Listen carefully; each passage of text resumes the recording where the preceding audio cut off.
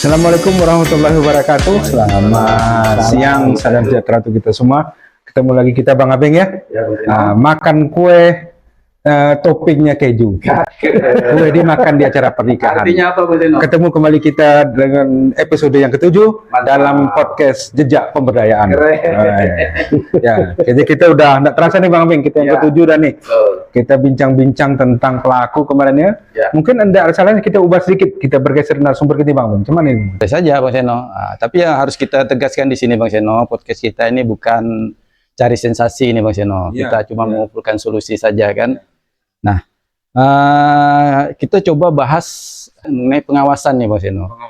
Kita kan tahu nih pengawasan kan, bahkan pemerintah saja harus khusus membentuk badan pengawasan. Kita tahu kan BPK, Badan Pengawas Keuangan, kemudian ada BPKP, termasuk Inspektorat, termasuk juga KPK. Dan Bawaslu kan ini bagian dari pengawasan Bang Seno. Nah, kita ingin apakah untuk pengawasan kegiatan ini memang harus ada lembaganya atau cukup masyarakat yang mengetahui gitu Bang Seno? Ya.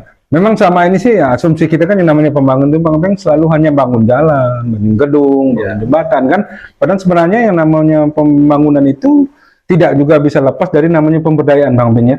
Karena proses pembangunan itu harus melibatkan masyarakat mulai dari perencanaan sampai dengan pelaksanaan, pengawasan sampai dengan pemeliharaan nanti Bang Abeng.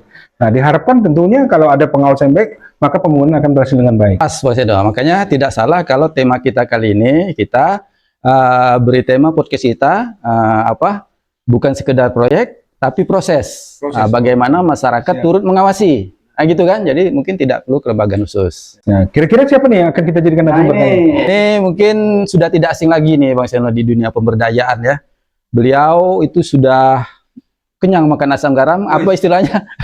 Itu bukan kenyang makan nasi, kenyang makan asam garam. Nanti kita lihat apakah seperti itu. Nah, beliau ini selain juga pernah di pemberdayaan, kemudian juga sempat berlabuh di Badan Pengawasan Pemilu Bang Seno, yaitu Bawaslu, dan bahkan jadi ketua selama 2 periode. Ini luar biasa. Nah, kita pengen tahu apakah selama menjabat sebagai ketua Bawaslu, dia masih menjalankan prinsip-prinsip pemberdayaan nih Bang Seno. Saya rasa tidak akan hilang nih Bang. Karena namanya pemberdayaan itu biasanya akan melekat ya, walaupun dia sudah berganti baju misalnya, tapi konsep ini pasti akan tetap ada. Oke. Kita perkenalan saja. Ini teman kita, Dr. Andes Petrus Canisius Eng. Selamat datang nih. Salam berdayaan. Asik. Zang hao ah? Hao. Ni apa? Wah, sisa-sisa hanya hal jenang lah. Jangan. 你知道哈？ 好练的啊。 Artinya apa Bang Seno? Enggak tahu saya. Tadi dia tanya apa kabar kan? Jadi apa? Kamu tahu ya saya bilang. Itu teman-teman percaya enggak tuh? Ya, tapi sebelumnya Bang, sebelum kita bincang lebih jauh ya, kami intinya lagi mengingatkan kawan-kawan untuk melakukan like, share, and subscribe channel kita ini. Karena kita akan terus berkembang dari perspektif kawan-kawan yang kita Bang Abeng ya. Sehingga kita semakin lebih baik untuk kedepannya. Dan tidak lupa juga mungkin nih biasanya ada anu nih Bang Abeng. Oh iya. Mana nih anu kita nih? Agak kering kita ngomong. Boleh lah, silakan dulu sebelum kita serius dengan Pak Pit nih. Iya.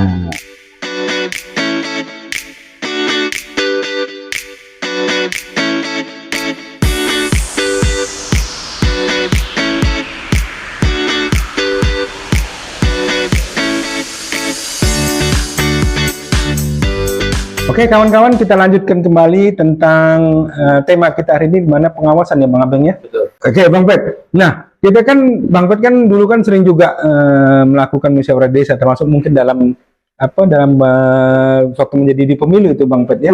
Nah, menurut Bang Pet sih bagaimana sih dalam setiap proses sekarang ini di masyarakat, apakah pelibatan masyarakat itu udah semakin lebih baik dari waktu ke waktu atau seperti apa? Oke, baik, terima kasih. Saudaraku Seno, ya kan? Saya senang, tapi sebelum saya menyampaikan jawaban saya, mungkin saya sedikit lagi lah untuk memperkenalkan diri. Oh silakan. Ini buru-buru nanya Bang Seno, udah nggak tahan. Sebenarnya perkenalkan dulu. Ya silakan Pak Pet. Saya Petrus Canisius Eng. Saya dulu di pemberdayaan di PMPM mulai sejak tahun 2007. Sampai 2016. mulai dari PMPM, kemudian PMPM MPD, kemudian P3MD di tenaga ahli pemberdayaan. 9 tahun dong Bang Bet ya? Oh, kurang lebih lah 9 tahun. Berarti baru wajar tuh Bang Bet. Iya. Belum selesai SMA-nya belum. Kuliahnya belum. Ya, Setelah itu 2017 saya bergabung di Panwaslu Kabupaten di Kabupaten Landa itu. Nah, jadi mulai dari Panwaslu Kabupaten sampai Bawaslu sudah jadi badan. Nah, saya dipercayakan untuk menjadi ketua. langsung ketua. Dari apa yang saya lakukan waktu di program pemberdayaan, saya di Bawaslu, itu pun juga kurang lebih. Karena akan melakukan juga pemberdayaan kepada masyarakat, dalam hal untuk mengajak semua masyarakat untuk partisipatif langsung. Nah, waktu di program pemberdayaan kita ada istilah empowerment untuk memberdayakan masyarakat supaya melek akan bagaimana mereka ikut serta. Bang Pet sudah cerita tadi tentang melibatkan. Iya. Nah, sejauh mana sebenarnya Bang Pet melihat apakah masyarakat itu memang sudah terlibat begitu aktif atau memang masih perlu lagi dilakukan untuk penguatan-penguatan? Iya. Kalau dikatakan 100% bahwa masyarakat itu terlibat langsung, itu masih belum. Belum. Ya kan? Ya, kita tahu, saya memberikan satu contoh. Kabupaten Landa ini kan dari 13 kecamatan, ya kan, 169 desa, itu memang culture budayanya itu mayoriti adalah suku Dayak. Nah, itu. Jadi memang keterlibatan ini harus kita support kepada mereka. Baik Pak Pet, ini kan teman-teman pemberdayaan kan pengen juga tahu nih kan, Pak Pet kan sudah pernah menjabat lah sebagai ketua Bawaslu ya di Kabupaten Landa ya Pak Pet ya. Nah mungkin bisa diceritakan nih, apakah begitu sudah menjabat sebagai ketua Bawaslu, saat pendampingan masyarakatnya apakah tetap masih dilaksanakan atau memang sudah terpisah? Udah itu pemberdayaan masa lalu gitu kan. Nah sekarang kita menjalankan. Tidak, itu tidak. Ya, silakan Pak Pet. Saya menggunakan ilmu pada waktu kita di pemberdayaan. Jadi saya menggunakan dengan satu konsep empowerment kepada masyarakat. Sehingga pada waktu itu saya membuat suatu buku kecil itu dengan satu judul manajemen, ya kan, manajemen kepada petugas-petugas pengawas. Tetapi itu yang kita buat karena saya melihat kondisi dari masyarakat. Karena memang itu dipengaruhi dengan alamnya, ya kan. Kemudian luasnya wilayah Kabupaten Landa itu. Sementara kita membutuhkan suatu pengawasan bagaimana kepada teman-teman yang di bawah kita. Di tingkat kecamatan, di tingkat desa, bahkan di tingkat dusun sampai RT. Jadi kita melakukan suatu approach individual atau approach komunal. Baik secara individu maupun komunal ya. Ya. Tapi intinya semangat pemberdayaan tetap diterapkan ya. Saya lakukan, saya mencoba mengimplementasikan. Tapi hasilnya alhamdulillah. Iya. Jadi intinya berguna lah ya pemberdayaannya ya Pak Pet ya. Bang Pet, tadi Bang Pet sudah cerita sedikit juga tentang banyaknya beberapa hambatan yang terjadi. Ya. Nah, dari yang Bang Pet amati di lapangan, mana yang lebih besar hambatan itu terjadi? Misalnya, apakah karena memang masih sosial budaya, artinya masih takut untuk mengatakan kepada pemimpin, takut dicap sebagai seorang kritikus, satu pembangkang misalnya, atau itu lebih banyak karena ketidakpengetahuan dia misalnya, ketidakmauan. Bahkan yang lebih parah nih mungkin dia tahu tapi udah lemah dia, Bang Pet. Jadi dari 3 kasus ini kira-kira mana menurut Bang Pet yang paling banyak terjadi di Saya melihat itu yang paling utama, satu sifat kita umumnya itu rasa tidak nyaman. Masih sosbud berarti sosial budaya ya? Iya. Jadi kalau untuk menyampaikan atau memberikan Kritikan itu merasa itu bagaimana gitu. nanti dibilang pembangkang. Iya, persoalannya itu. Posisi. Jadi lebih baik ya sudah, just silent lah. Itu. Tapi tidak diam-diam buat gerakan gitu. Oh tidak, itu. Nah, artinya ya sudah, kami serahkanlah kepada anda sekalian lah yang melakukan. Ini menjadi suatu pertanyaan, apakah ini mereka mau atau tidak? Itu. Nah, contoh, misalnya ketika ada pembangunan rapat beton, ya kan?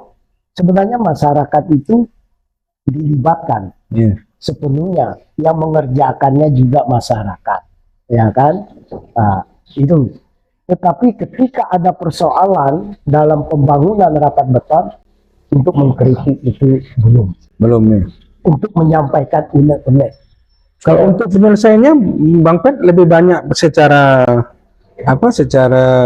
adat istiadat, misalnya pendekatan, atau sudah lebih pada aturan hukum langsung penyelesaian permasalahan. Kalau itu sudah melanggar hukum, kita selalu suatu pendekatan dengan hukum adat setempat. Hukum adat lebih efektif ya. Gitu. Tapi kalau terjadi seperti itu, Bapak menurut Bang Pet sendiri nih, kan dari masyarakat, artinya kan masyarakat sepertinya kurang kritis, tidak mau bicara itu. Itu apa dampaknya dalam jangka panjang bagi desa sendiri itu? Jadi tidak begitu berkembang secara optimal. Rasa sense of belonging mereka itu belum begitu optimal. Ya. Ada persoalan sense of crisisnya juga belum, ya kan? Nah, apa yang kadangkala ada istilah itu dari mereka, cukuplah kita melihat. Nah, kalau kita dilibatkan untuk membangun, ya kita ikut. Orientasinya apa? Finansial. Itu. Jadi agak lebih menarik ini Bang Abang, sedikit menarik ya. Karena apa? Karena ya perlu sedikit terobosan ini Bang Pet ya, untuk membangkitkan minat masyarakat. Iya. Nah, setahu sekali lagi Bang Pet terhadap masyarakat yang ada, apakah sudah ada kearifan lokal yang menyikapi ini? Misalnya dibuat suatu ketentuan di desa itu bahwa misalnya pengurus adat tuh wajib menjadi pengurus misalnya, atau terlibat dalam pengawasan A, B, C, dan D misalnya. Kira-kira sudah ada belum kearifan lokal yang dibuat? Itu tertulis tidak. Tidak. Nah, tetapi secara lisan mereka juga ada sudah lakukan.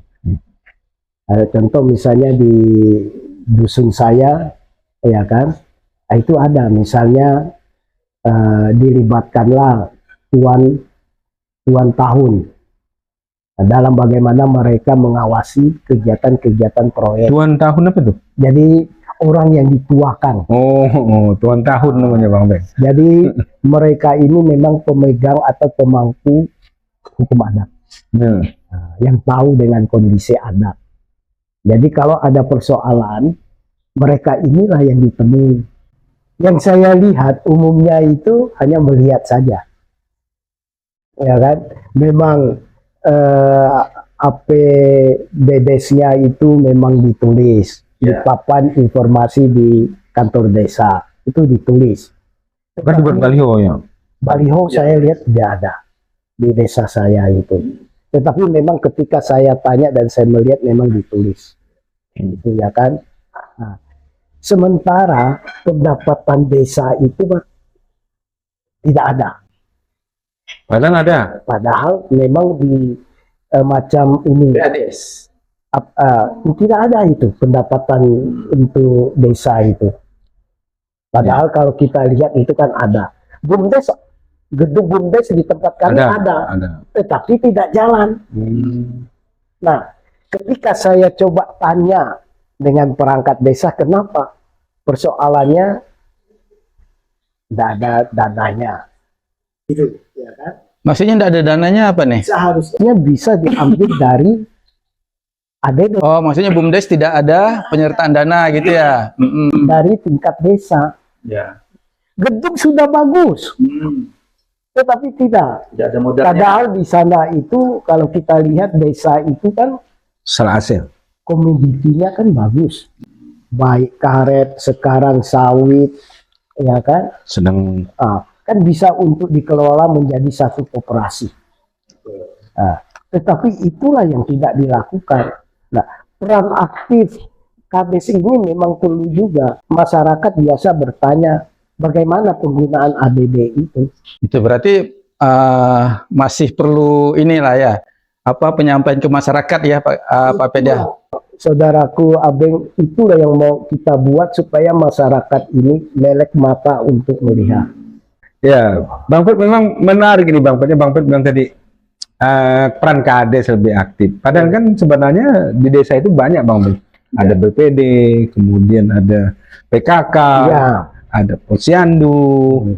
Nah, apalagi sekarang ada BUMDes. Kemudian nanti terakhir ini ada lagi namanya Koperasi Merah Putih nih Bang Abel. Ya. Nah, artinya desa akan banyak organisasi Ya. di desa. Nah, tapi permasalahannya kata Pak Bet tadi kan mungkin kekurangan sumber daya ya Pak Bet ya, gitu ya. Bahwa orang desa yang punya care, yang mau untuk mau membangun desa mereka ini agak sedikit sulit ya Bang Pet. Nah, kira-kira hambatan apa sekali lagi Pak Pet yang Pak Pet bisa Bang Pet bisa lihat mengapa sih organisasi yang ada ini tidak berfungsi dengan baik?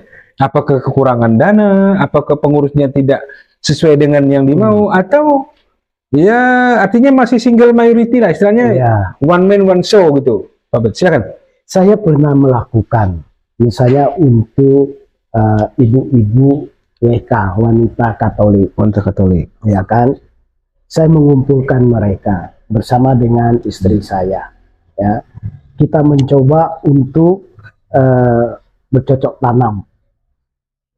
Waktu itu kita memberikan lahan, itu lahan kami. Ya kebun PKK kan ada itu kalau saya salah Ya. kan. Dari Jadi 10 lahan program kami PKK. itu digunakan untuk bercocok tanam, saat itu menanam jagung.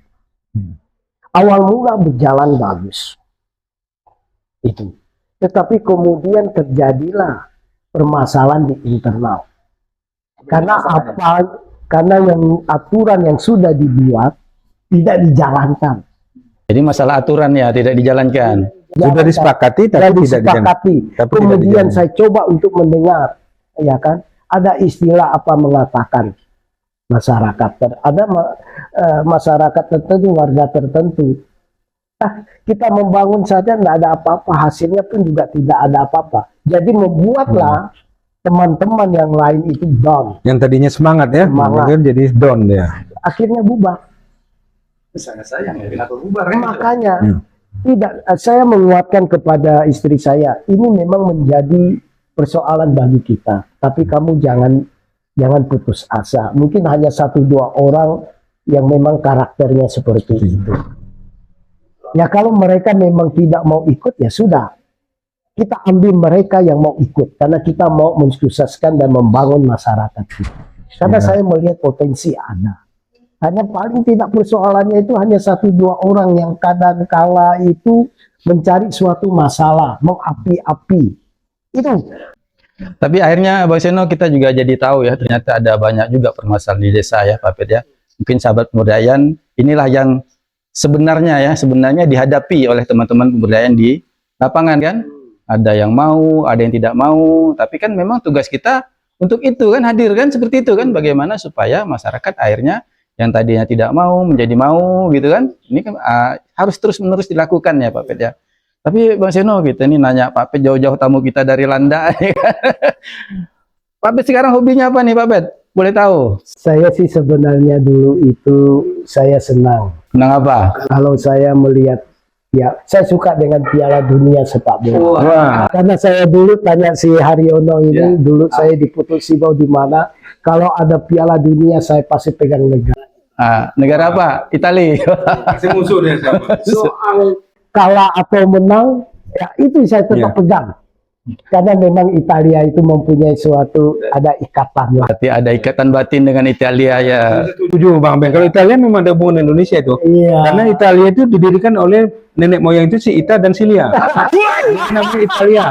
Tapi kaitannya dengan bola Pak Pet. Pak Pet tahu enggak kenapa setiap babak sepak bola itu 45 menit? Dasarnya dari mana Pak Pet? Nah ini ada sejarahnya Pak Pet. Jadi ada sejarahnya menurut penelitian itu ditentukan berdasarkan jumlah bola. Berapa jumlah pemain satu tim? 11. Kali 2 tim. Berarti 22. Nah, kali jumlah bola yang dibawa pemain. 44 kan? 44. Tambah 1 bola di tengah. 45. Itu dia. Masuk akal ya? Masuk akal. Itu intermezzo ya Pak Pet. Tapi kita kaitkan lah ya mungkin bahwa kegiatan pembangunan di desa ini ya hampir mirip dengan permainan bola lah gitu ya.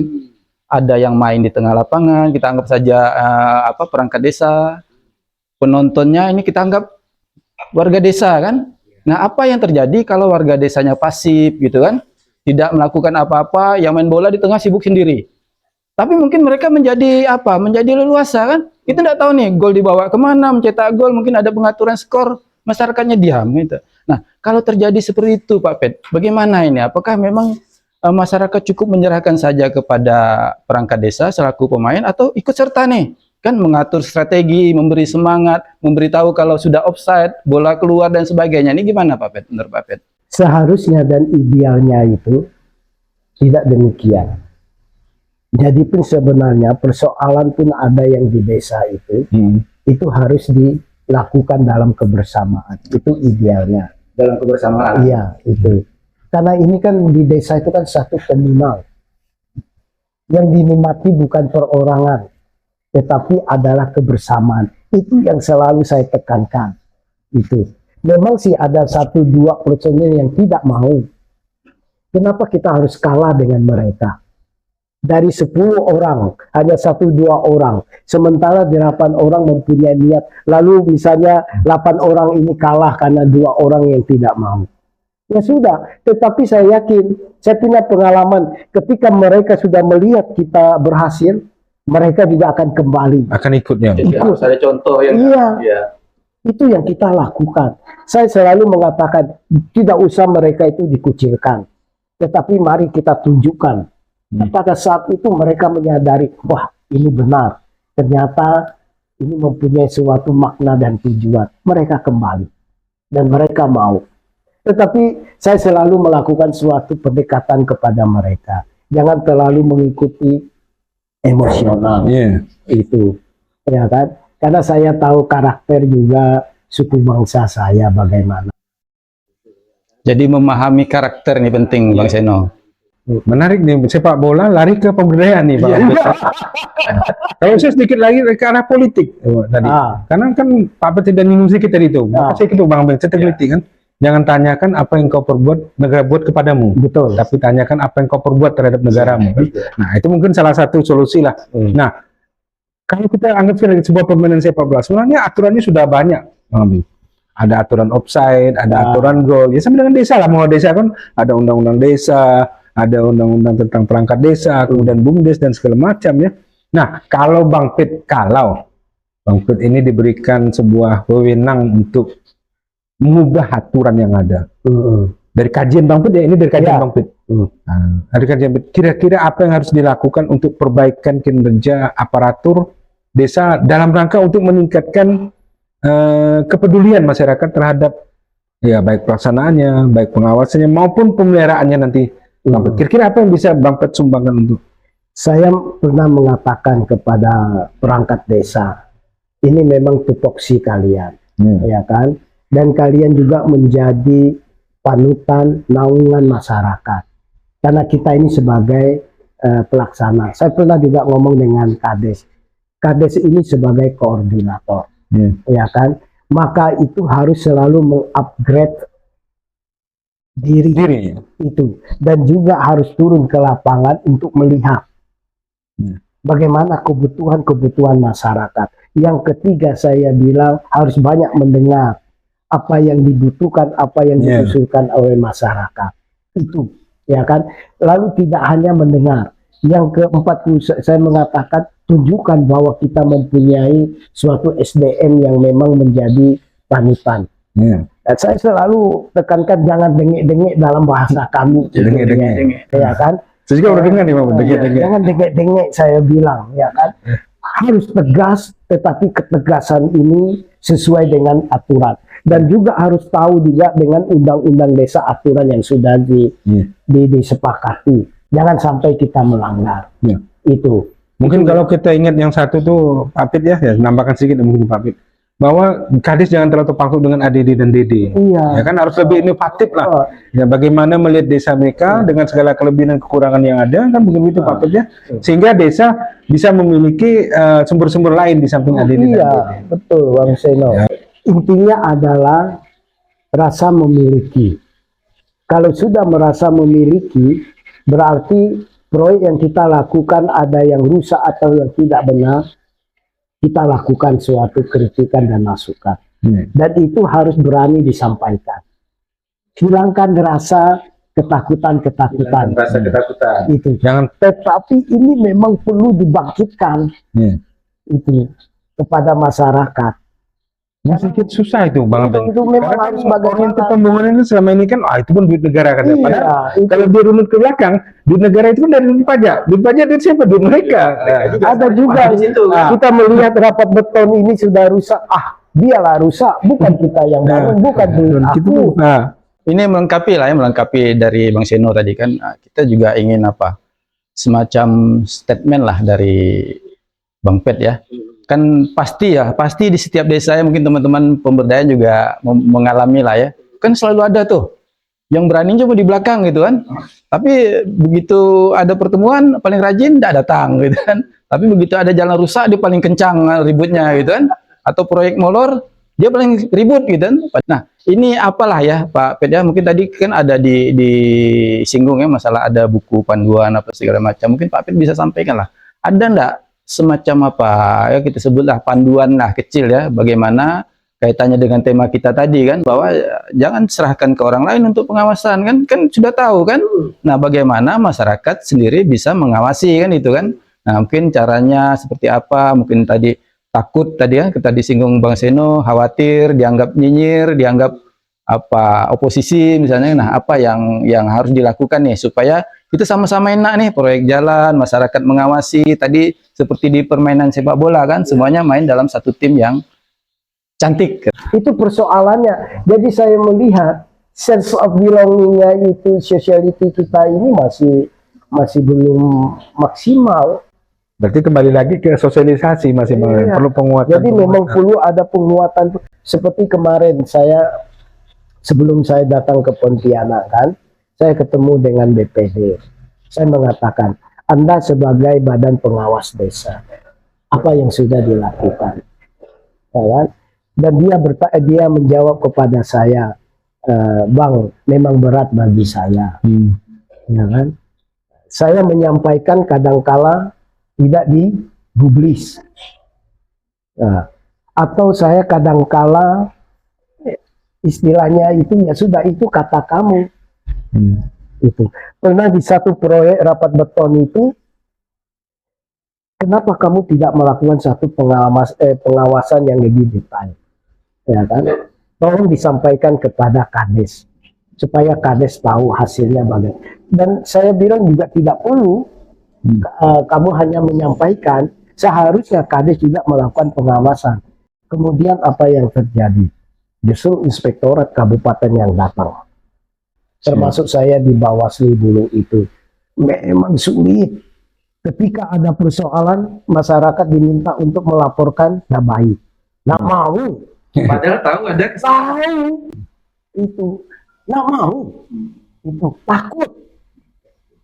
Nah, Tapi memang agak rumit Bang Beng bicara, apalagi beliau kata singgung di Bawaslu ya. iya. Karena ya saya lagi namanya politik memang agak beda dengan pemberdayaan Bang Abeng, jauh anunya kan. Tahu itu.